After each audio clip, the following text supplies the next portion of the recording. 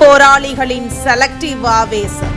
நடிகர் நடிகைகளுக்கும் ஜால்ராக்களின் முகத்திரை கிழிந்தது.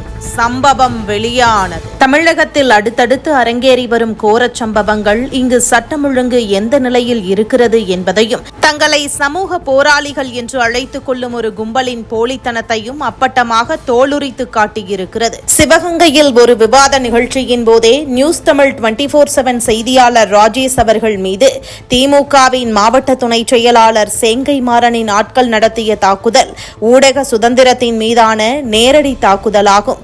ஒரு செய்தியாளருக்கே பாதுகாப்பு இல்லை என்றால் சாதாரண மக்களின் நிலை என்ன என்ற கேள்வி எழுகிறது. அதைவிட கொடுமையாக திமுக நிர்வாகி ஒருவரால் 2 வயது பிஞ்சு சிறுமி பாலியல் வன்கொடுமைக்கு உள்ளாக்கப்பட்ட சம்பவம் மனிதநேயத்தையே உலுக்கியிருக்கிறது. ஆனால் இத்தனை அநீதிகள் நடந்தும் வாய் மூடி மௌனியாக இருக்கும் அந்த போலி போராளிகளின் முகத்திரை இன்று கிழிந்து தொங்குகிறது. மத்திய அரசையோ அல்லது அண்டை மாநிலங்களையோ நோக்கி சிறுவிரல் அசைந்தால் கூட சமூக வலைதளங்களில் வரிந்து கட்டிக்கொண்டு அறிக்கை விடும் சூர்யா, ஜோதிகா, சத்யராஜ் போன்ற நடிகர்கள் இன்று எங்கே போனார்கள்?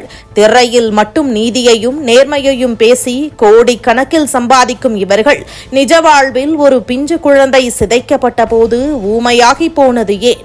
இதுவே மாற்று அரசியல் கொண்ட மாநிலங்களில் நடந்திருந்தால் இந்நேரம் மெழுகுவர்த்தி ஏந்தி போராட்டம் நடத்தி ஜனநாயகம் ஆபத்தில் இருக்கிறது என்று கூச்சல் போட்டிருப்பார்கள். ஆனால் தற்போது தமிழகத்தில் நடப்பது தங்களுக்கு பிடித்தமான, தங்களை ஆதரிக்கும் ஆட்சி என்பதால் இவர்களுக்கு அந்த பிஞ்சு சிறுமியின் கதறலோ இரத்தக்கரை வடிந்த செய்தியாளரின் சட்டையோ கண்ணுக்கு தெரியவில்லை. ஏன் ஊடகவியலாளர்கள் கார்த்திகை செல்வன், நெல்சன் முதற்கொண்டு யாரும் வாயை திறக்கவில்லை?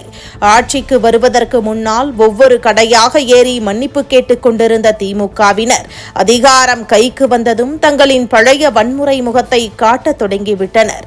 அராஜகமே திமுகவின் அடையாளம் என்பதை சிவகங்கை சம்பவம் மீண்டும் ஒரு முறை உறுதிப்படுத்தியுள்ளது. ஊடகங்களை மிரட்டியும் அதிகார பலத்தை பயன்படுத்தியும் உண்மையை மறைக்க பார்க்கும் இவர்களின் போக்கு வன்மையாக கண்டிக்கத்தக்கது. தமிழக மக்கள் ஒன்றும் முட்டாள்கள் அல்ல. யாருடைய குரல் உண்மையானது, யாருடைய மௌனம் அரசியல் ஆதாயத்திற்கானது என்பதை அவர்கள் உன்னிப்பாக கவனித்துக் கொண்டுதான் இருக்கிறார்கள்.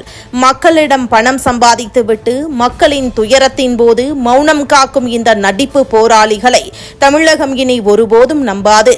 இந்த அராஜகங்களுக்கும் அராஜகக்காரர்களுக்கும் மக்கள் விரைவில் தகுந்த பாடம் புகட்டுவார்கள் என்பது மட்டும் உறுதி.